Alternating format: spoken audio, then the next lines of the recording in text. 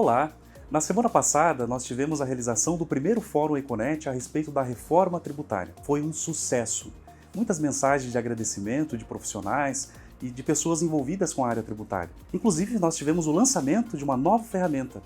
Essa ferramenta que é a calculadora da reforma tributária, que com certeza vai auxiliar nossos clientes ainda mais a fazer os comparativos e um bom planejamento para os anos à frente. Também, muitos questionamentos a respeito do conteúdo. Vai ser disponibilizado? Será que eu vou poder ter acesso a esse conteúdo que foi tratado durante esse evento? Eu não pude estar presente agora. A Econet, por sempre trazer a informação por completo, pensando em você, está disponibilizando nesse momento o evento 100% gravado. Todos terão acesso a todo o conteúdo que foi tratado durante esse primeiro Fórum Econet. Vem você também? Venha fazer parte da Econet e tenha a informação por completo. Nos acompanhe nas redes sociais. Vamos ao evento? Vem comigo.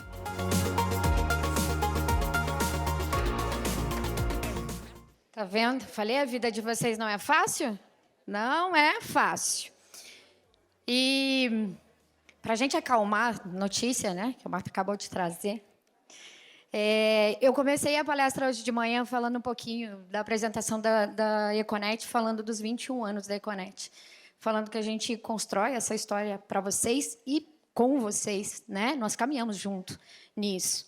E a Econet sempre trabalhou com a questão de criar esses facilitadores, né? De criar ferramentas em forma de recursos mesmo, para que a gente trouxesse para vocês uma eficácia operacional cada vez maior. E são milhares de ferramentas que vocês, clientes, têm hoje lá no site da Econet. Quem ainda não é, tem milhares de ferramentas lá para vocês.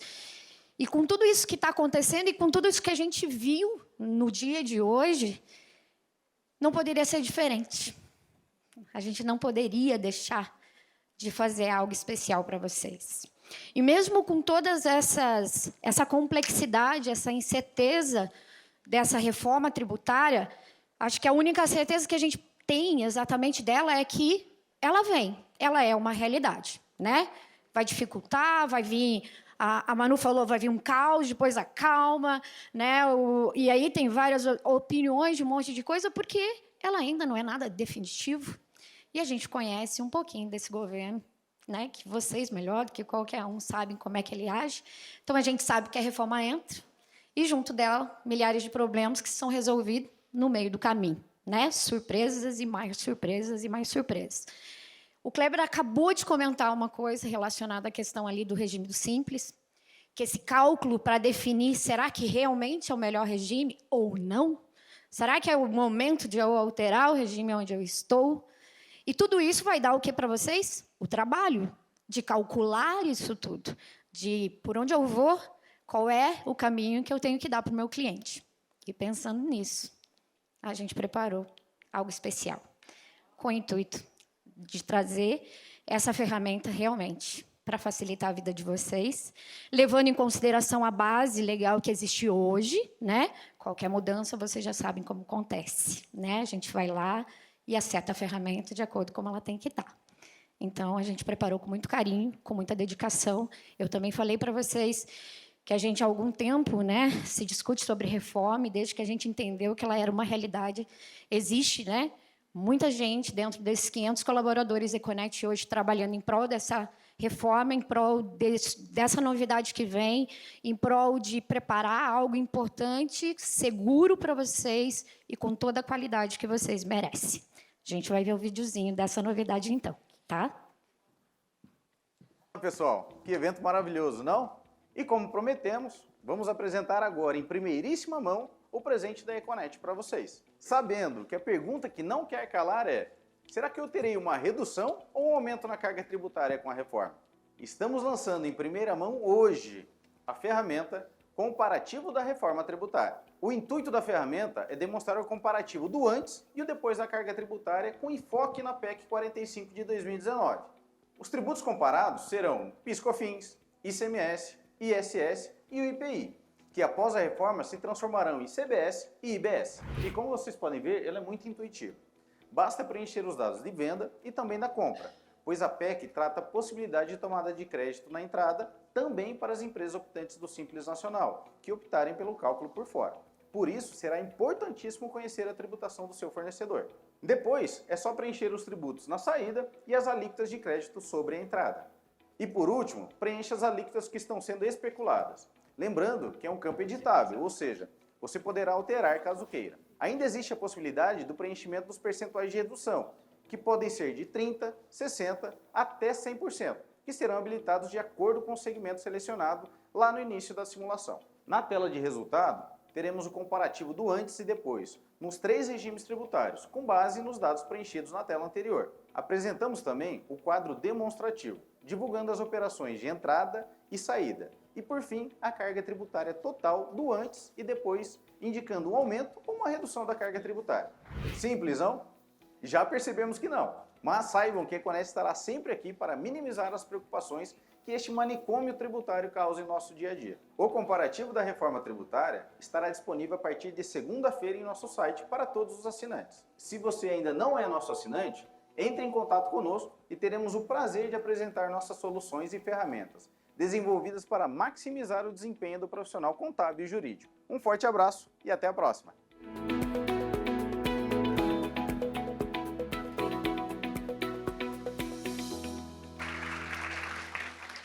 Gostaram do presente?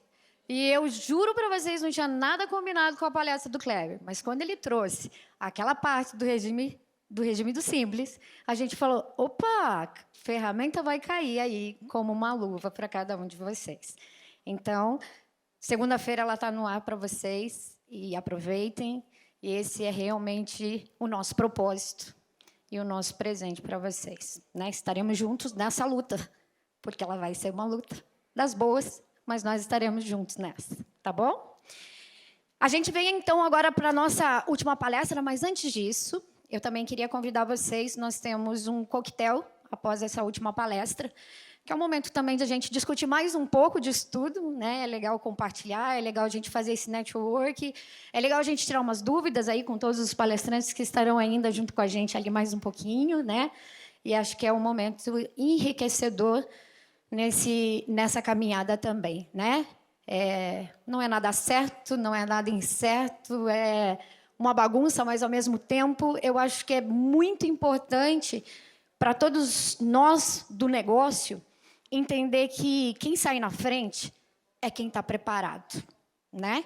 Então, se a gente está se preparando nesse momento para o que vem, independente do que venha, vocês tenham certeza que vocês estão saindo na frente de muita gente. Até porque, com todas essas mudanças, e a necessidade existe, e a confusão também. Muitas pessoas acabam nessa crise, né, de informação que nós temos, tributária, não conseguindo se estabelecer no mercado. Porque você tem que dar conta de atender o teu cliente, né? Você tem que ter agilidade para atender o teu cliente. Você tem que ter informação para atender o teu cliente. Você precisa ter segurança naquilo que você entrega para o seu cliente. Então, eu acho que é enriquecedor quando a gente consegue fazer isso. Eu acho que todos que estão aqui, neste momento, estão, sem dúvida nenhuma, saindo na frente, né? E a gente vai caminhar muito bem nessa bagunça toda, tá bem? Então, vamos lá para a nossa última palestra, não menos importante, né? Tatiana Midoro. Você vai ter que me ajudar com o teu sobrenome. Vai lá, Tati. Mijiyama, isso? Ah, legal. Contadora, advogada, especialista em direito tributário, especialista no mercado financeiro e de capitais e mediação, conciliação e arbitragem na FGV. Ex-conselheira titular da 3ª turma do CARF, certificada pelo Instituto de Certificação Institucional e dos Profissionais da Seguridade Social, do ICSS. Professora em cursos de pós-graduação da Iato Senso, consultora tributária na Itusa, conselheira fiscal da EFPC. Vem para cá, Tati, que a gente quer te ouvir.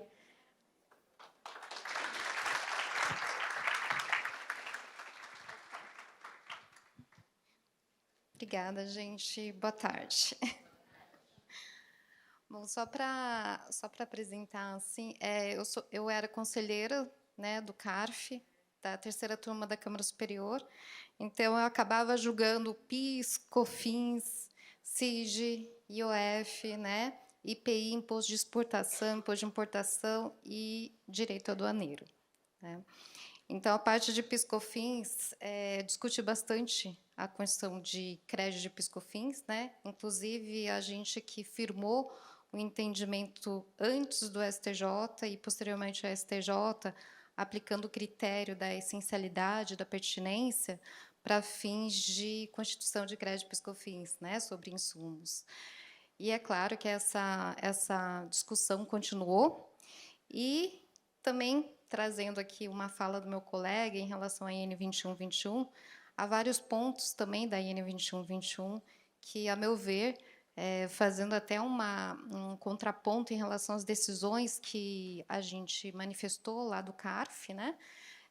A IN ela traz alguns itens que falam que não é insumo, vamos dizer assim, que não são insumos, que é de discutível legalidade.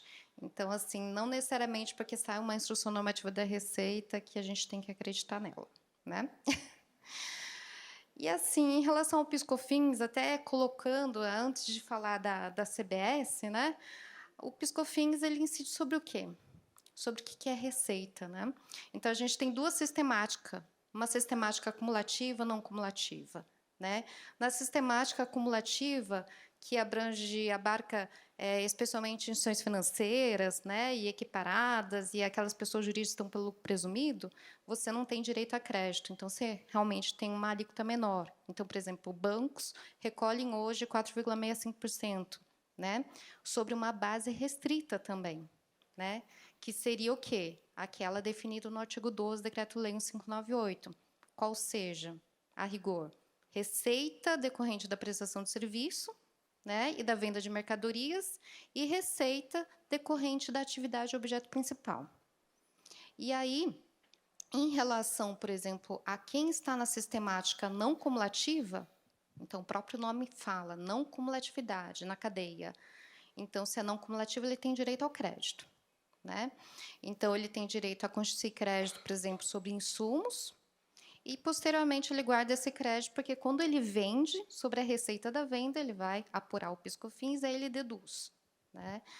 E aí, a discussão que a gente tem no CARF, que, inclusive, tem no STJ também, é em relação ao que é receita, né? Porque nem todo ingresso de recursos que não acresce o patrimônio, ela não seria receita. Então, receita, até mesmo para fins do STF, né, que foi definida pela ministra Rosa Weber, é que receita é aquilo que ingressa, né? Então, é recurso que ingressa e acresce riqueza ao patrimônio do contribuinte. Então, isso já foi definido, inclusive, foi atestado no STJ, né? Quando ele pegou e trouxe aquela decisão de desconto incondicional e bonificações, que não há que se falar para quem adquire produtos a incidência do PIS/COFINS. Ela afastou essa incidência porque aquele ingresso de recurso relativo a qualquer desconto incondicional, quer dizer, não está tendo nenhum ingresso, né? Está tendo um desconto. Então, nem seria receita no âmbito do conceito aí de receita definido pelo STF. E aí, a receita definida no âmbito do STF, né, que também a gente estava atestando e consolidando no CARF, ela acabava também afastando a tributação do PIS/COFINS sobre tudo aquilo que não tem ingresso de recurso, ou seja, perdão de dívida. Você só tem o quê? Uma diminuição do passivo. Então, às vezes, você tem o quê? Você pode pegar também e liquidar uma dívida, um passivo, com a entrega de um ativo, não está tendo ingresso de recursos. Então, o STF, o STJ, ele firmou o mesmo entendimento. O STJ, na íntegra daquele acórdão tratando do desconto incondicional, bonificação, né, que o STJ, inclusive, eu falo que ele copiou um pouquinho o racional do voto vencedor que eu tive a honra de escrever, né? No CARF, foi a primeira decisão favorável, né, dada na terceira turma da Câmara Superior em relação ao desconto incondicional e bonificações, e a parte também, e o STJ e o STF teve aí na íntegra esse racional, né? Então, trouxe o mesmo racional. E em relação às questões, os litígios que a gente tem hoje, atualmente, antes da reforma, né? Até mesmo a exclusão do ICMS na base de cálculo do PIS/COFINS, que a gente acha que já terminou, mas não acabou, porque os filhos não estão observando a mãe, né? Porque o STF ele afastou. Ele afastou por conta que você não pode, efetivamente, tributar algo que não faz parte da receita, que seria a receita de outro. Por isso que a receita do ICMS, como seria a receita do outro, a União não poderia ir lá e tributar. E a gente sabe muito bem que as teses filhotes não estão seguindo a mãe, né? Mas, independentemente dessas questões, aí realmente a gente tem uma mudança aí de paradigma, né? Até mesmo por isso que eu falo que com a reforma tributária a gente vai acabar tendo muitos problemas, né? Mas a gente também vai ter muito emprego. A gente vai ter pessoas especialistas que vão começar do zero, porque hoje a gente tem uma pessoa com vivência, vamos dizer assim, né, em relação ao PIS, COFINS, IPI, ICMS, ISS, e agora a gente não vai ter mais. Então, vai ser zerado o conhecimento e vai começar um conhecimento novo, né? Isso é bom, porque deixa todo mundo na mesma régua, né? E eu nem trouxe slide aqui, tá, gente? Porque também estava meio corrido e eu queria assistir, por isso que eu vim aqui mais cedo para assistir as palestras aqui dos doutores. Eu adorei as palestras de todos, né? Então, eu achei interessante. E, poxa, a PEC 45, ela está simples? Ela não vai ter mais discussão em relação à PEC, porque é isso que foi colocado, né? Com a PEC 45, a reforma tributária vai ter uma simplificação. E tendo uma simplificação, olha, não vai ter mais litígio. A PEC 45, quando saiu da Câmara dos Deputados, realmente veio com um dispositivo falando que ia ter uma não cumulatividade plena. Ela saiu do Senado com um termo no dispositivo que tratava da não cumulatividade plena, tirando a não cumulatividade plena, porque ela fala o seguinte: ela foi incluído um termo que é a lei complementar, que vai depender da lei complementar.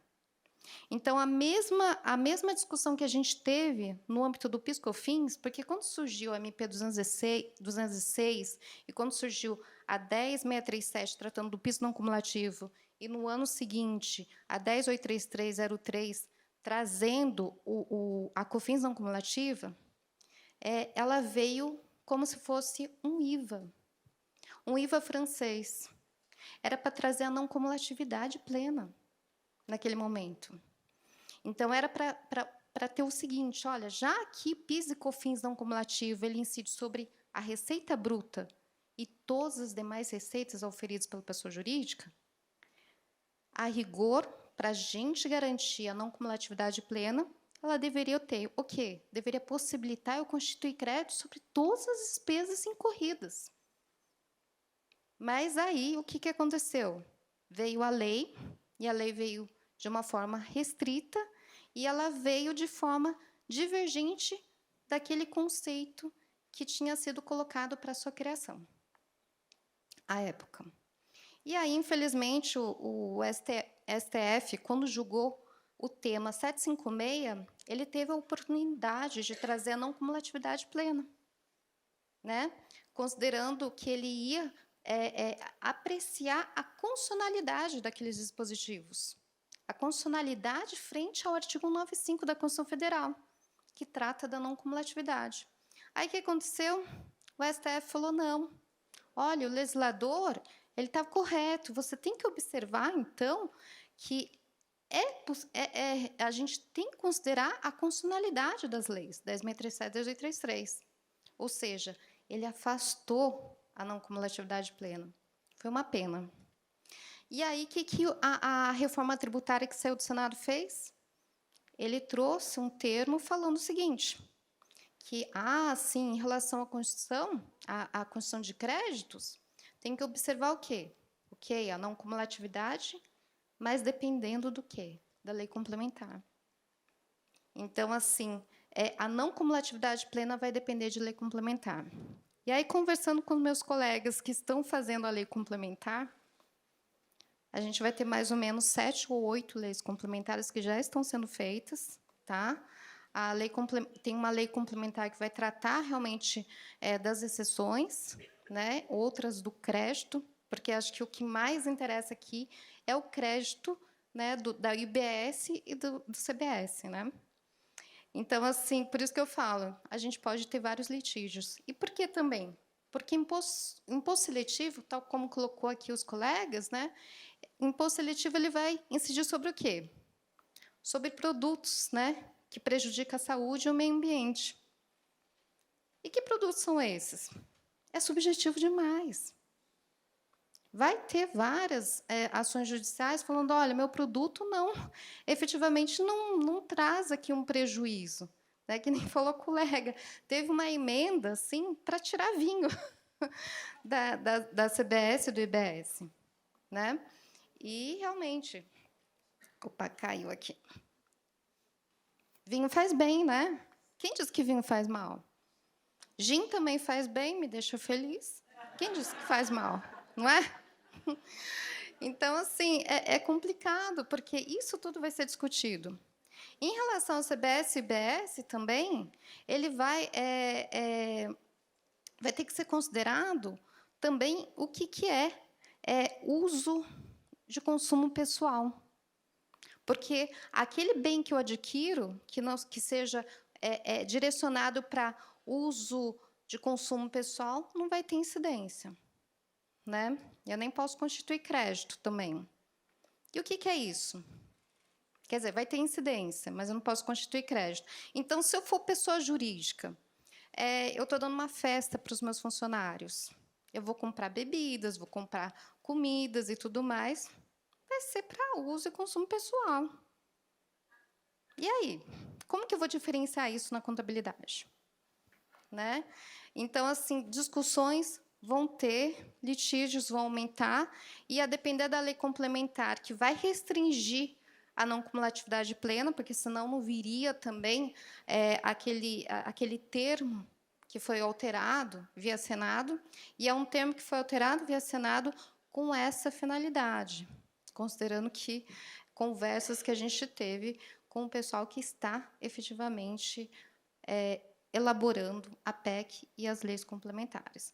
Então, realmente, a gente vai ter discussão em relação a itens que a gente vai considerar que seja vinculado à atividade, né? E que a gente consideraria que estaria dentro da não cumulatividade. Mas a lei complementar ela pode vir aí a restringir, né? Além disso, eu vou trazer alguns outros pontos aqui que eu acho que é interessante. Obrigações acessórias, né? Então, em 2026, a gente ainda vai conviver com o PIS/COFINS, né? E a CBS. Em 2027, seria extinto o PIS/COFINS, vamos dizer assim. Em relação ao PIS/COFINS, a gente tem o EFD, né? Contribuições e tudo mais, e depois a gente vai ter mais outras obrigações acessórias. Qual que foi o racional da PEC original? É que não precisaria ter uma obrigação acessória, ela seria automática, ela seria vinculada a uma nota fiscal padrão uniforme em todo o país. Aí surgiu aqui a Lei Complementar 199 de 2023, que institui o Estatuto Nacional de Simplificação de Obrigações Tributárias Acessórias. E aí foi vetado os dispositivos mais importantes, que trazia essa unificação, né, das notas, que é o primeiro ponto, né, que foi o primeiro racional, o primeiro suporte, o primeiro fundamento para vir a PEC. Então, assim, foi uma pena o que aconteceu, mas o que foi colocado é que, olha, o sistema, o governo, o Estado não tem condições de fazer isso. Se não tem condições, então como que a gente está rodando uma PEC com esse discurso? Né? São pontos aí que a gente precisa também considerar.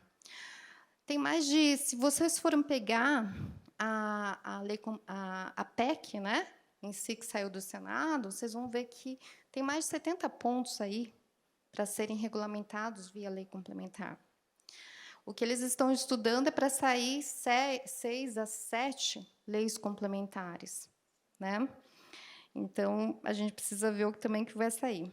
Em relação a ISS, IPI e ICMS, vamos dizer assim, a gente tinha várias discussões debatendo, né, conflitos de competência.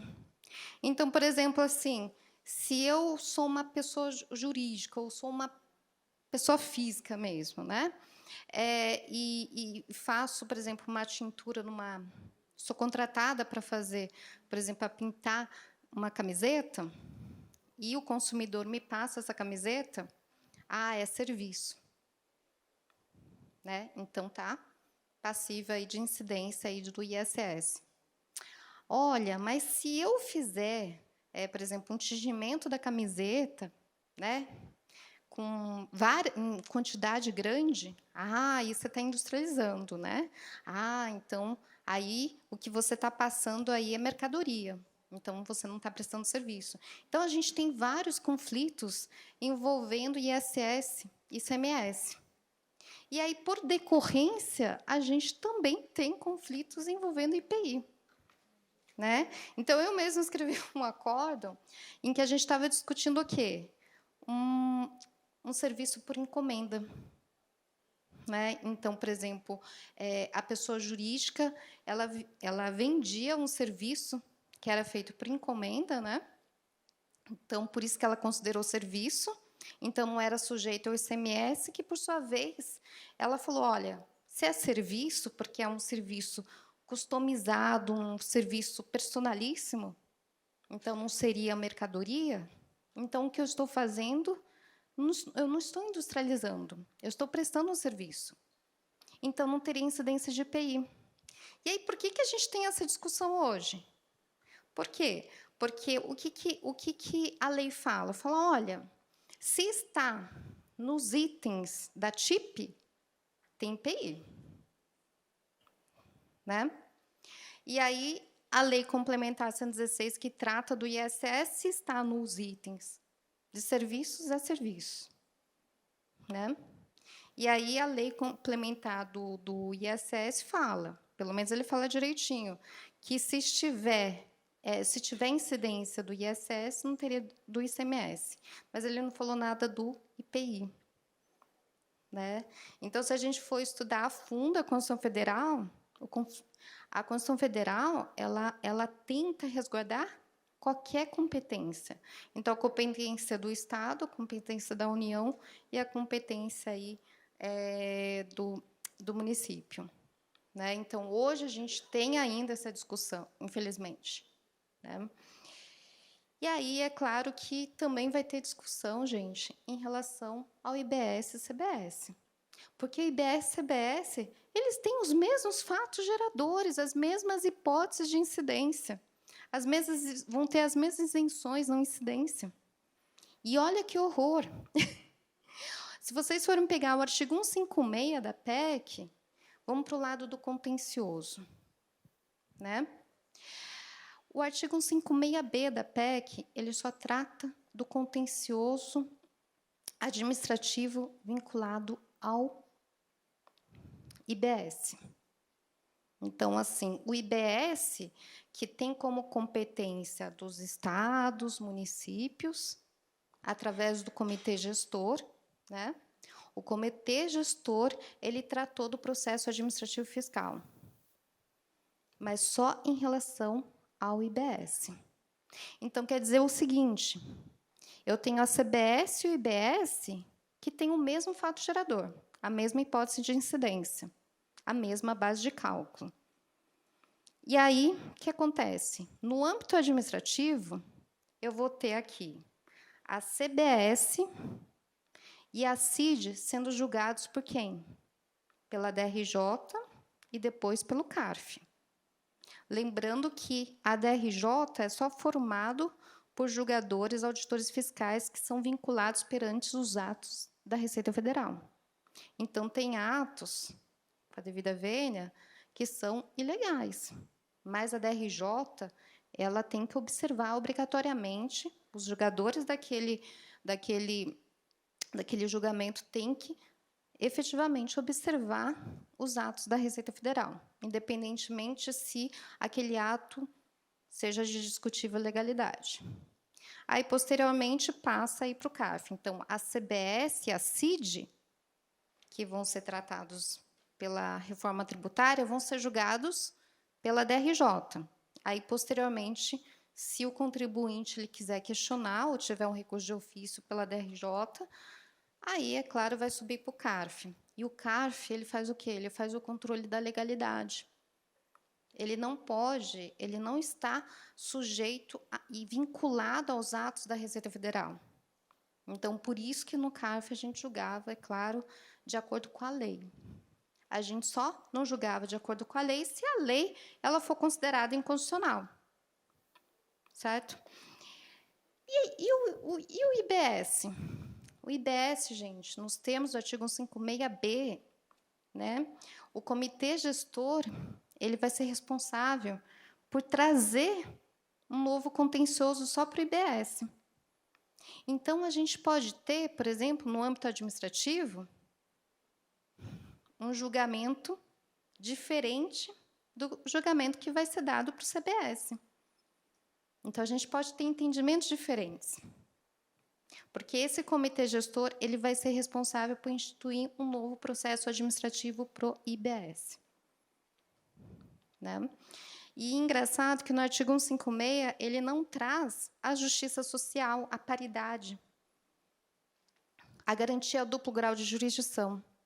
Ele fala o seguinte, que o comitê gestor ele vai poder normatizar, ou seja, criar atos que têm que ser observados para fins de adoção aí do IBS. Ele vai fiscalizar, ele vai arrecadar e ele vai julgar. Não tem um conflito de interesse aí?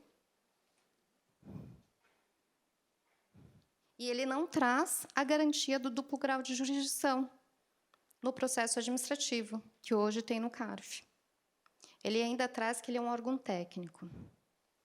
Então, provavelmente, no CARF vai ter um duplo grau de jurisdição, aquela garantia de que, pelo menos no CARF, você tem conselheiros representantes dos contribuintes e conselheiros representantes da Fazenda Nacional, e que vai ser observado aí a legalidade, o controle da legalidade. E em relação ao comitê gestor que vai formar o novo processo administrativo do IBS, não. Por quê? Porque vai ser vinculado à normatização. Então, são pontos aí que a gente deveria ter discutido, eu acho, e, é claro, os parlamentares deveriam ter discutido no âmbito da reforma tributária, mas já passou assim. Câmara e Senado passaram assim. Ah, mas tem um dispositivo lá também que fala o seguinte, que o comitê gestor ele vai ser mantido, que vai formar esse processo administrativo, que ele vai, na verdade, ele vai ser suportado pela arrecadação do IBS. Não tem conflito de interesse? Quanto mais arrecadar, se tiver mais questionamentos ou julgamentos, é melhor assim o contribuinte perder, porque realmente aí vai ter mais aí recursos. Aí agora vai ficar um julgando de uma forma e outro julgando de outra forma? Sim, porque todos têm autonomia. Então, os julgadores que vão julgar a CBS e a CID têm uma autonomia, e os julgadores, é claro, que vão julgar o IBS vão ter autonomia também de julgamento. Normal. Então, você pode ter divergências de interpretação. Ah, mas o artigo 156 ele fala o seguinte, que eles vão fazer de tudo, o comitê gestor vai fazer de tudo para padronizar. Vai ser uma briga. Se um lado considerar, por exemplo, o entendimento A e o outro considerar o entendimento B. Então, vai gerar uma insegurança em relação aos procedimentos que devem ser adotados pelos contribuintes. E no âmbito judicial? No âmbito judicial, tudo ok, né? Aí vai uniformizar. Não vai. Porque no âmbito judicial, a Justiça Federal vai julgar o quê? A Justiça Federal vai julgar a CBS e a CID. porque isso não foi trazido nenhuma unificação em relação ao judiciário. Então, no âmbito do judiciário, a Justiça Federal fica responsável por julgar a CBS e a CID. E a Justiça Estadual, lembrando que a Justiça Federal, a gente tem 6 TRFs. E no âmbito do IBS, a Justiça Estadual que vai ficar responsável por julgar o IBS. Isso porque as duas justiças, gente, são diferentes e elas têm autonomia de julgamento. Cada um pode julgar de uma forma 2 tributos aí que têm a mesma base, a mesma hipótese de incidência, os mesmos fatos geradores. E agora? Então, pode ter aí uma coisa maluca, né? O contribuinte ele pode ter um entendimento, um precedente aí pacificado, vamos dizer assim, para fins de CBS, que é diferente, que pode ser diferente do IBS. Olha a confusão. E agora, né? A PEC, felizmente, ela trouxe um ponto que eu acho que é interessante. Só que vai demorar para acontecer. Por quê? Porque pode ter, é claro, um incidente de resolução de conflitos e sendo provocado para o STJ. O STJ pegar e resolver esses conflitos de entes federativos envolvendo aí CBS e IBS. Isso está na PEC. Só que a PEC, ela esqueceu de tratar ou de revogar a parte que trata da competência do STF. Porque o STF ainda está na Constituição Federal, e a PEC não mexeu também, ela é responsável, nos termos da Constituição Federal, ela é responsável por resolver conflitos de competência de entes federativos. Então, pode ser que tenha aí uma briguinha depois, a depender dos ministros que estarão aí no STF, no STJ, né, posteriormente, pode ser que tenha uma briga de competência do STF e do STJ em relação ao IBS e à CBS. Então, hoje, assim, vendo a PEC, ela traz muita insegurança em relação ao contencioso, tanto o contencioso administrativo e também quanto ao contencioso judicial. Porque até chegar esses precedentes, tanto do IBS e da CBS, para o STJ resolver e uniformizar, padronizar o entendimento, vai demorar muito, né? Porque hoje a gente tem aí um período aí de 16 anos que a gente tem que considerar aí para até chegar um tema, um precedente aí, um recurso que seja recurso especial para o STJ e um recurso aí extraordinário no âmbito do STF para tentar padronizar. Então, isso é um pouco ruim, né? Eu trouxe aqui mais para fazer uma provocação mesmo, tá? Então, assim, só recordando que aqui os dispositivos, né?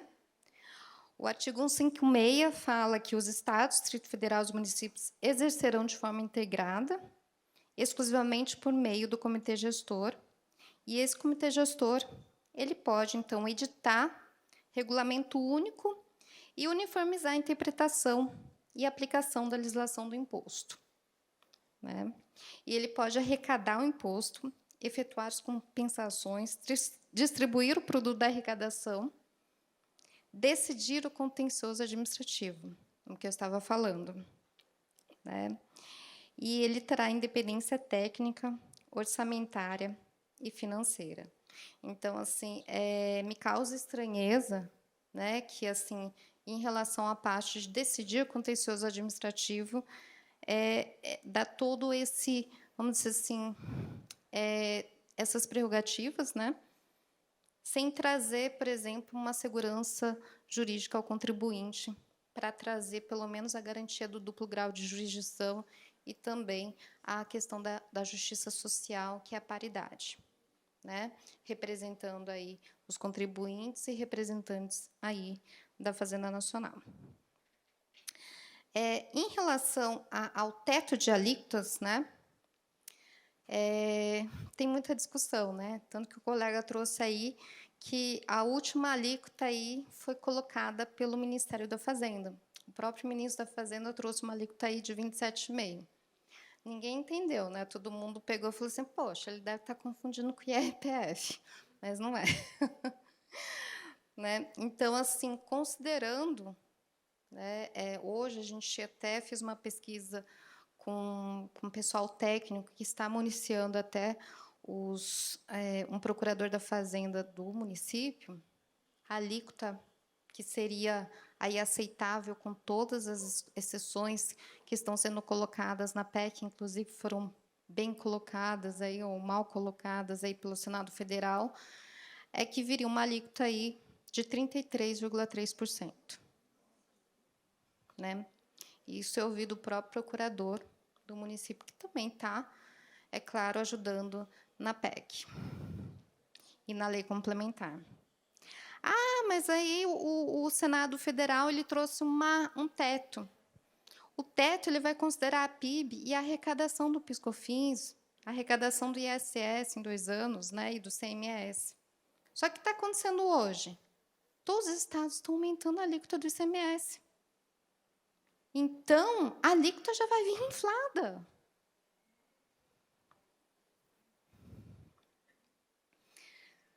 Será? Então, assim... Pois é. E, assim, o grande problema que a gente tem hoje também, em relação ao rombo, o rombo está no valor de 200 bilhões já. E o governo ele precisa, é claro, arrecadar. E eu estou falando que o rombo é de 200 bilhões que ele precisa sanar até 2024, até o final de 2024. Porque ele precisa cumprir com as obrigações junto aos prefeitos. E aí, o que aconteceu? Só para contar a historinha, que eu também acompanho bastante a parte do Congresso Nacional. Aí, o que o governo fez, no desespero? Criou a MP 1160, que retorna com voto de qualidade. E aí, coincidentemente, quando ele criou a MP 1160, em janeiro, o que ele fez? Foi suspenso. Foi suspenso em todas as sessões do julgamento do CARF em janeiro, mas antes da MP 1160. Ou seja, ele suspendeu para os conselheiros julgarem pela MP 1160, ou seja, já aplicando o voto de qualidade. Para fins arrecadatórios. Infelizmente, o CARF ele está sendo tratado como um órgão arrecadatório. Ele é um órgão técnico. Né? E aí, essa MP 1160, aí, depois ela caiu, né? E aí veio o PL, né? O PL 2384, que passou, e, assim, falando em off, iria passar efetivamente só com o retorno do voto de qualidade, e, assim, eu até ajudei a fazer outras redações para tentar amenizar isso, porque iria passar de qualquer jeito. Então, o que a gente fez foi realmente escrever de um jeito que, olha, então, se perde por voto de qualidade, você pode, então, ingressar, né? Ou você pode ter a possibilidade de ingressar com ação judicial, sem garantia. Né? Então, a gente tentou amenizar um pouquinho a situação. E hoje, agora, eu fiquei sabendo que foi derrubado, pelo menos, o veto da vedação, né, da execução antecipada de garantia em processo de execução, que é bom para o contribuinte. Mas o resto dos vetos foram mantidos, por questão de acordo. Né? E aí, o que aconteceu? Por conta desse rombo, o governo soltou a MP 1160, porque ele já sabia que ia ter um rombo. Depois, soltou a MP 1159, falando o seguinte, olha, ok, olha como eu sou bonzinho, né? Eu estou observando o STF. Então, na base de cálculo do PIS/COFINS, a gente vai tirar aqui o ICMS de saída. Mas aí eles colocaram que, olha, na base de cálculo do crédito, né, do PIS/COFINS não cumulativo, você teria que observar e retirar aí o ICMS de entrada. Então, abaixa, diminui o crédito. E aí, essa MP, a gente sabe muito bem que teve muita discussão, ela acabou caducando, mas aí veio a lei. E aí trouxe de novo a vedação ao ICMS aí. Na verdade, a inclusão do ICMS na base de cálculo aí do crédito, né, do PIS/COFINS não cumulativo. Poxa, e aí, o que teve mais? A MP 1171, né?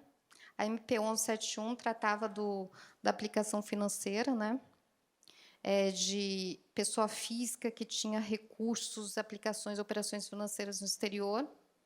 Também não foi para frente, mas aí veio um PL, né? Aí o PL agora foi convertido na lei 14754. E aí essa lei 14754, ela trata agora da tributação dos fundos onshore, ou seja, fundo de investimento local, e também trata da tributação dessas pessoas físicas que têm aplicações e operações financeiras no exterior. Bom, então já aumentou um pouquinho a arrecadação. Aí veio o quê? A MP 1185, né? A MP 1185, que ela traz o seguinte, né? Ela traz, inclusive eu fiz uma apresentação para a Frente Parlamentar do Empreendedorismo, porque eu sou totalmente contra essa MP, porque ela vai contra a reforma. Ela faz o seguinte: o Estado ele renuncia uma receita de 100 para a pessoa jurídica que está em regiões pobres. É claro que precisa de expansão em empreendimentos e a pessoa precisa de emprego, as pessoas precisam de emprego lá. E eu falo isso porque eu sou consultora tributária na Itaúsa, que é holding do Banco Itaú, é holding da Alpargatas, é holding da Dexco, da Copagaz, da NTS, da CCR. Então, assim, algumas empresas, né, a maioria das empresas, por exemplo, a Ambev também, ficam em regiões que dão incentivo fiscal, e a Ambev acaba o quê? Tendo essa contrapartida de pegar esses incentivos fiscais, de acordo com os atos concessórios dos estados, e aplicar lá, naquela região, aumentar o emprego, até criar creche, gente. Isso está como contrapartida onerosa. E aí, o que o governo fez agora? Dos 100 que o Estado renuncia de receita para a pessoa jurídica pegar e expandir empreendimentos, criar mais empregos naquela região, eu vou pegar 43,25% de IRCS PIS/COFINS. E aí a pessoa jurídica que fez o ato concessório junto aos estados não consegue pegar o total que tinha sido firmado com o Estado para fazer a expansão, para aplicar em creche, para fazer tudo o que o Estado pediu naquela região. E aí, não, mas o governo ele vai ser bonzinho, ele vai criar aí, dar a possibilidade de você criar um crédito de subvenção. Aí esse crédito de subvenção que o governo criou é só de 25% de RPJ sobre uma base restrita, porque você só pode constituir crédito sobre depreciação, amortização relacionada ao ativo que você aplicar na atividade. Então,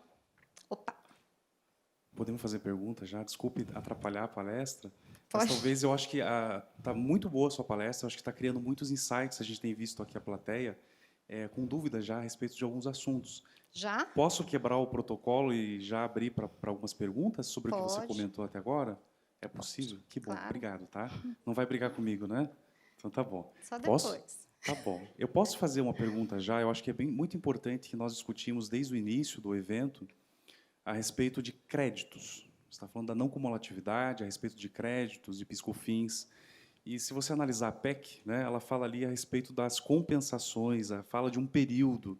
Mas, assim, na sua análise, até o período em que você estava ali nessa terceira turma do CARF, e também outros aspectos que ocorreram depois, né, da nossa 21-21, né, a famosa 21-21, e do teu ponto de vista, como que você enxerga essa questão realmente de créditos de PIS e COFINS para o futuro com base em uma reforma tributária? Tudo depende. Ó, agora eu vou jogar uma resposta que vai ficar sem resposta. Tudo depende da lei complementar. Porque, realmente, a lei complementar ela vai dar toda essa regrinha em relação ao crédito, por exemplo, de IBS. Mas vamos lá também, até pensando, né? Que a gente já discutiu também com o pessoal que está fazendo as normas, o pessoal que está sofrendo também. A gente vai ter, num período, e por muito período, vamos dizer, um período, né, considerável, a gente vai ter o quê? A gente vai ter uma caixinha de crédito de PIS/COFINS não cumulativo, com base na legislação antiga, vamos dizer assim, e a gente vai ter uma caixinha de crédito da CBS. Né? E aí, até indo além, se vocês forem pegar, por exemplo, em relação a PIS/COFINS, a gente sabe muito bem que a legislação do PIS/COFINS, ela traz, até a própria IN 2121, ela fala que você pode constituir crédito, né? E esse crédito, ele perduraria por 5 anos, para você compensar e tudo mais. A gente não sabe como vai ser no IBS também. E aquele crédito acumulado, né, do PIS/COFINS, a pessoa tem, é claro, todos aqueles dispositivos lá para poder compensar. Né? Então, ele traz um regramento. Né? No IBS, a gente não sabe também como que vai ser. A rigor, pelo que eles estão colocando, né, o crédito do IBS, a rigor, seria mais amplo, porque ele tem a ver com pagamento em si. Rigor. Mas a gente sabe muito bem que, principalmente as empresas comerciais de varejo, eles vão ter uma certa dificuldade, porque ninguém compra e paga já à vista, né? Então, assim, isso também está sendo discutido se vai ser tratado na LC. Eles podem considerar a operação em si e não efetivamente o pagamento, né? Foi isso que foi colocado também na palestra, que até pelo procurador que está escrevendo nessa semana. Né? Então, a gente vai ter que conviver, por isso que eu falo, com obrigações em relação ao passado e em relação ao futuro. Né? Ok. Gente, vocês não vão deixar eu fazer minha palestra, mas tudo bem. Não sei. Pode falar. Bom, ainda quanto ao passado, né, sobre o PIS e COFINS, é bem claro que falamos hoje aqui de propaganda e publicidade, que é uma tremenda força de venda, assim como o cartão de crédito no varejo. Sim. Né? Uma vez que isso não nos dá direito a crédito, claro que é um pagamento em duplicidade, porque no varejo, se você não tiver o cartão de crédito, a receita diminui 50%. E por que isso até hoje não foi normalizado? E principalmente o cartão no varejo, que é incrível. Você sabe que na terceira turma da Câmara Superior, o meu voto vencido, eu fui a única conselheira que votou favorável à concessão de crédito, despesas de propaganda. Legal. Não, tá bom, me chama que eu te ajudo. Bom, eu vou fazer umas coisas mais rápidas. Bom, quanto ao imposto seletivo, né, eu acho que só talvez uma mãozinha papaya que vai cair fora, né, porque Coca-Cola, Guaraná, se você faz um doce de mamão, você põe chuchu, você faz um doce de chuchu, você põe mamão, né? Então, é incrível, a subjetividade é incrível. Não, mesmo. e agora piorou.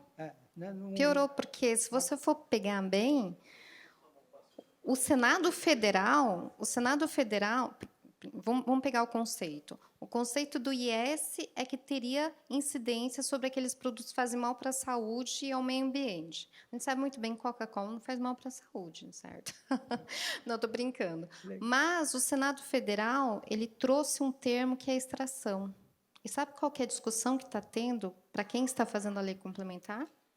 É o seguinte, porque não tem um dispositivo na PEC falando que, olha, a CBS, o IBS, tudo bem, não vai incidir sobre medicamentos, nem nada. Imagina assim, o IS só incide sobre produtos que fazem mal para a saúde. Mas, para você fazer um medicamento, você tem fases. E você utiliza, nessas fases, produtos também de petróleo. Porque são produtos químicos. E aí, o que acontece? O IS, eles colocaram o termo que é extração. Ou seja, para eu fazer um medicamento que faz bem para a saúde, vamos dizer assim, você tem uma fase anterior que vai sofrer a tributação do IS. Por quê? Porque esses produtos do petróleo também vão ser utilizados para fazer o medicamento. Olha a confusão que fizeram. Imagino, imagino. Bom, só mais uma, rapidamente, mas isso é uma coisa que, como você falou, né? PIS e COFINS sobre ICMS não está decidido ainda, não está definido ainda. Eu acho incrível, empresas ficaram riquíssimas, né? Magalu levantou 1 bi, Casas Bahia, né? Esse dinheiro não é das empresas, esse dinheiro é do povo, porque isso foi faturado, né? Então, esse dinheiro não é das empresas. Além disso, é bem claro que a Receita Federal, inclusive, com a COCIT 13, ela se posicionou do que fizeram com que uma definição errada do que o Supremo definiu. O Supremo definiu o seguinte: não incide PIS e COFINS sobre ICMS na saída. Uma vez que ele falou na saída, não se pode se creditar, que é não cumulatividade. E em várias palestras que eu fui, eu consegui falar sobre isso, que, de uma certa forma, se a caixa do governo está negativa, por que ele está devolvendo imposto em duplicidade? Porque, veja só, o meu fornecedor, que foi mudado agora, em meados de maio, onde, o meu fornecedor, ele não paga o PIS e COFINS sobre a saída. E eu me acredito na nota. Quer dizer, ele está devolvendo 2 vezes. O PIS e COFINS sobre ICMS é um valor enorme, que ele está devolvendo 2 vezes. Né? Não tenho dúvida disso. O que foi regularizado agora, em meados de maio, de uma forma muito errada. Eu que compro, eu estorno da minha nota fiscal de entrada. Aquilo é direito. Quando eu compro PIS, COFINS, ICMS e produto. Isso é custo de aquisição. Exato. Perfeito. Eu que compro, eu não posso estornar isso. Lei 12, não lembro agora o nome, em maio, faz com que eu estorne minha entrada. Isso está totalmente errado. Sim, sim. Eu concordo com você. Tanto é assim que tem algumas liminares, né, afastando essa lei, né, que foram corrigidas aí pelo TRF e tudo mais. Mas, assim, precisa ter essa discussão, precisaria ter. Porque, se a gente for ver bem, o que é o conceito do custo de aquisição? Né? Eu concordo plenamente com você. Assim, o conceito de custo de aquisição, ele está no CPC 16.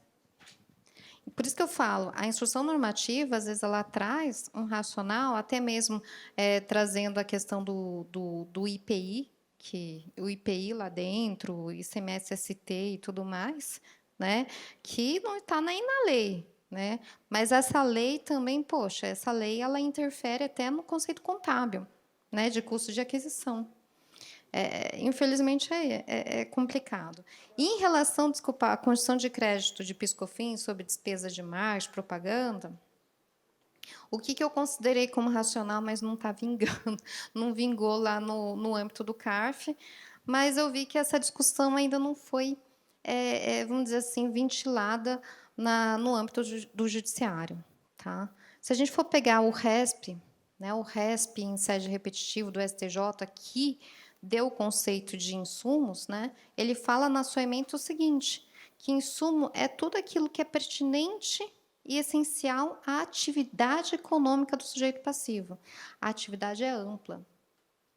Então, a partir do momento que eu tenho uma prestação pelo STJ de um dispositivo que fala que insumo é tudo aquilo que é essencial e pertinente, vamos dizer assim, à produção de mercadorias ou prestação de serviço, a partir do momento que o STJ ele apreciou esse dispositivo e firmou uma ementa falando que insumo é tudo aquilo que é essencial e pertinente à atividade econômica do sujeito passivo,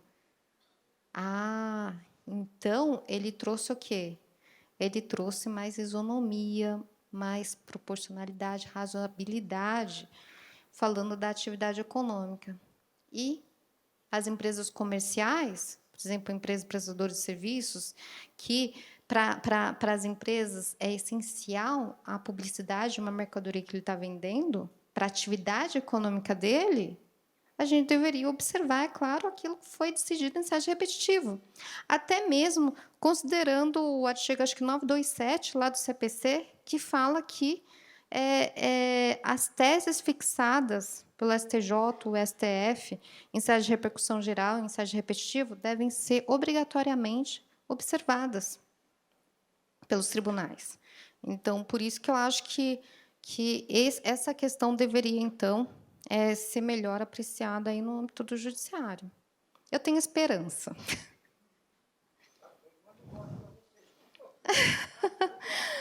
Não, imagina. E, assim, eu escrevi sobre isso, né? Pelo menos foi voto vencido, mas está lá, né? Tudo. Bem, eu só vou fazer essa pergunta, que na verdade não é uma pergunta, que é um bate-papo, porque é a Tati, tá? E se tem uma opinião que importa é a dela. Então, às vezes a gente não tem ainda alguns questionamentos, algumas respostas, mas algumas opiniões a gente ouve. E a da Tati é uma delas.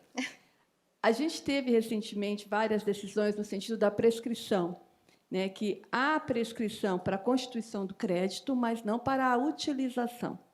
Então, quando a gente fala de muitos contribuintes que têm um estoque absurdo de crédito de PIS e COFINS em decorrência da tese do século, né?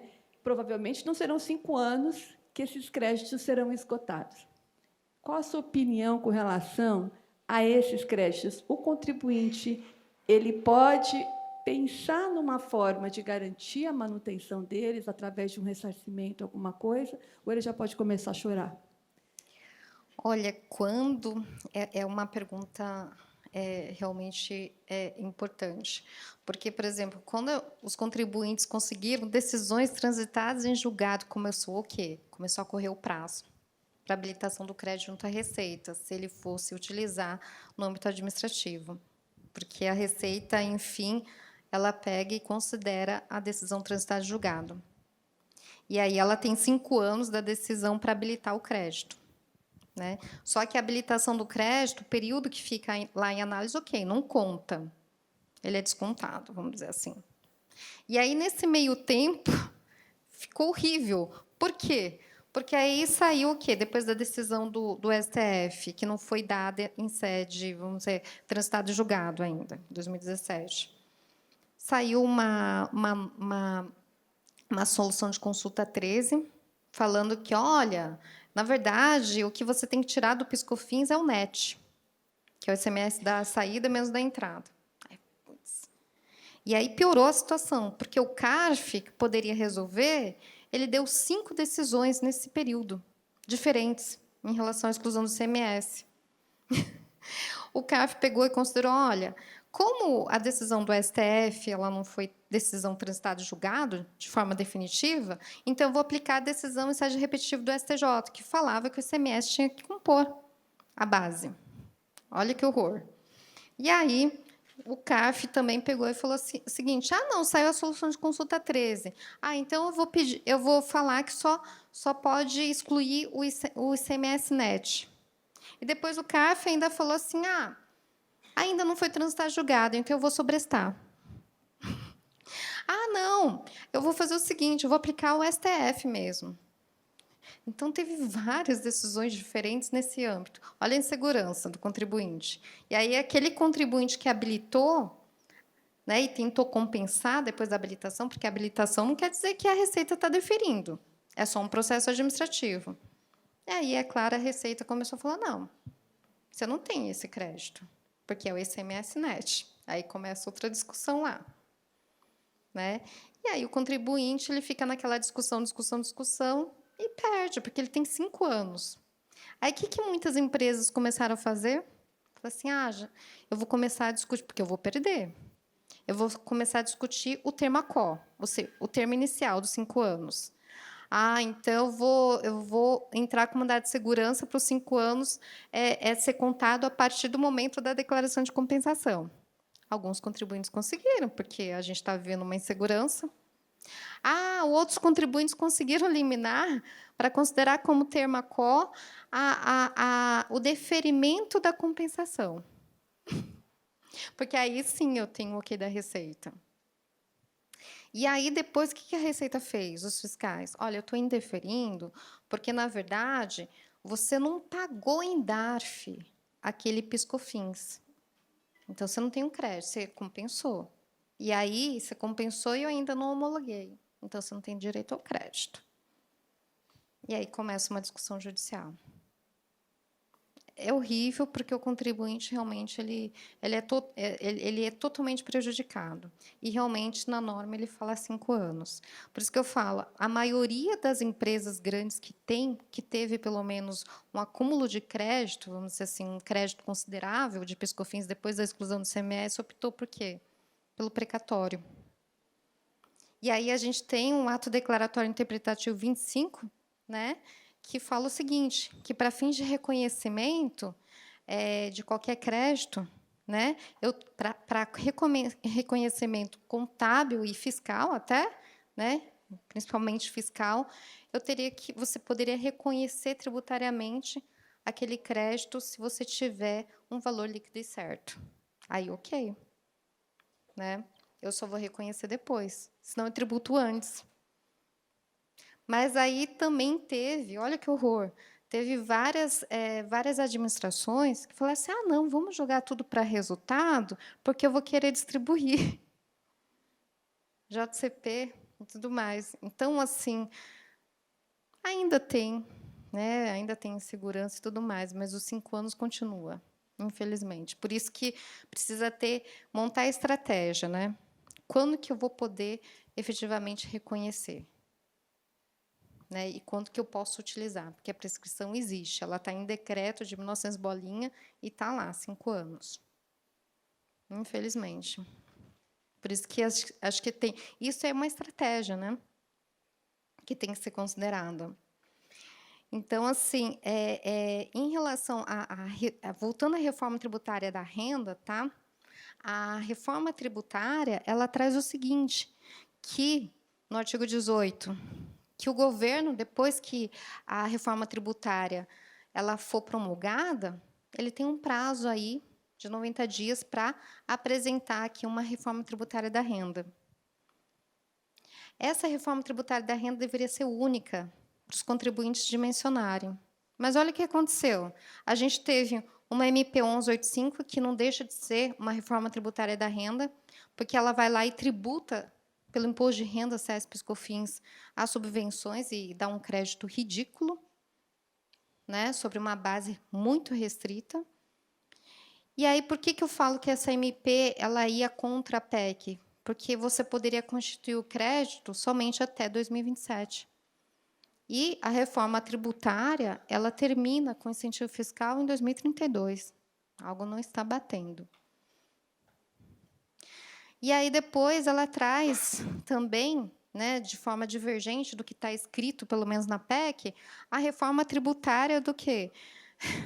Dos fundos onshore, fundo de investimento local. Então, assim, traz aqui uma tributação de fundo de investimento fechado, e só para vocês entenderem, porque eu trabalhei 10 anos aí em mercado financeiro de capitais, né? Que eu trabalhei no Banco Itaú, agora eu estou na Itaúsa, mas o fundo de investimento fechado, gente, ele tem ativos ilíquidos, por isso que ele é fechado para resgate. Né? Então, ele tem uma dinâmica totalmente diferente de um fundo de investimento aberto, que está aberto para resgate. Mas, assim, sempre houve aí um entendimento no âmbito da Receita de que, por isso que não tinha come-cotas, né? Aí passou a ter come-cotas. Mas isso é o quê? É forma tributária da renda. Aí, assim, essa tributação aí dos super ricos, né? Pessoa física que aplica em ativos no exterior. Gente, agora todo mundo aplica em ativos no exterior, né? Eu acho que não, vocês ficaram quietos aí. Né? Mas, assim, isso é reforma tributária da renda. Agora, na MP 1185, eles queriam o quê? Colocar um dispositivo que falava da extinção do JCP. Né? E, assim, eu mesmo fui conversar com a Haddad. Né? Porque, assim, imagina assim, as empresas estão vivendo de forma, assim, sofrida esse ano. E muitas empresas estão, percentualmente falando até, em recuperação judicial. Muitas empresas fecharam, muitas empresas faliram. E a partir do momento que você tira um instrumento de distribuição de proventos, você tem o quê? Você tem um aumento de dívida. Aí, o que fizeram? O primeiro projeto? Vamos criar algum mecanismo para limitar o JCP, porque JCP, distribuição de JCP é abuso, né? E aí, o que eles fizeram no primeiro projeto? Eles tiraram a dedutibilidade dos juros de dívida. Hoje, a gente deduz juros de dívida por ser despesa necessária, né? Nos termos lá do imposto de renda, regulamento do imposto de renda, decreto 9.580. E aí fizeram isso. Aí não passou, todo mundo reclamou, que não faz sentido nenhum. Aí o governo falou, então vamos extinguir nessa MP 1185. Não passou também. Por quê? Porque a reforma da renda, o JCP e a tributação de dividendos, ele deveria vir numa reforma tributária única de renda, conforme a PEC mesmo colocou. Porque para dimensionar e abaixar a alíquota corporativa. Se o governo não baixar a alíquota corporativa, desculpa, as empresas estão fazendo conta, é melhor sair do país. Né? E fazendo contas, é melhor você criar, por exemplo, uma empresa, a gente tem uma empresa do lado, Paraguai. No Paraguai você não tem tributação lá, aqui você tem. E as empresas estão pensando, tá, em colocar as indústrias no Paraguai. Isso já foi falado com o governo.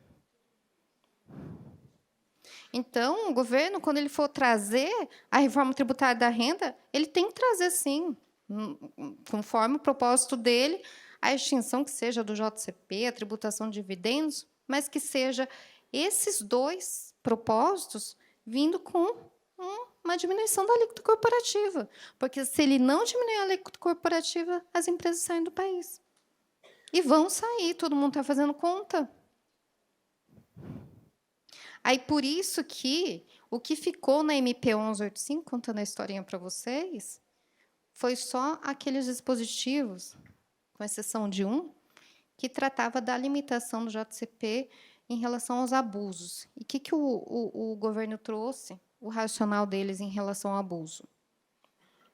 Que você não poderia considerar no cálculo do JCP aquelas variações positivas que ficam registrados no patrimônio líquido e que são e que não acrescem riqueza ao patrimônio.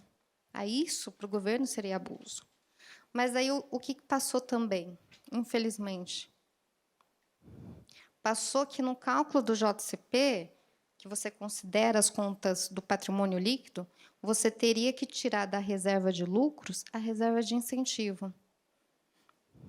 Então, a MP 1185 veio como? Além de tributar os incentivos fiscais, ele trouxe ele afastou a atratividade dessas empresas que recebem benefício fiscal. Por quê? Porque o cálculo do JCP vai ser muito menor. Porque ele vai considerar as contas do patrimônio líquido menos as reservas de incentivos. E reserva de incentivo, desculpa, ele faz parte da reserva, ele é reserva de lucro. Então, assim, se vocês forem pegar o relatório que saiu aqui da comissão, ele trouxe isso. Bom, gente, eu vou finalizar aqui a minha palestra, mas assim, eu trouxe só alguns pontos de reflexão. Então, eu agradeço a Econet aqui, na pessoa do Juliano, e agradeço aqui vocês terem a paciência de me escutar. Obrigada.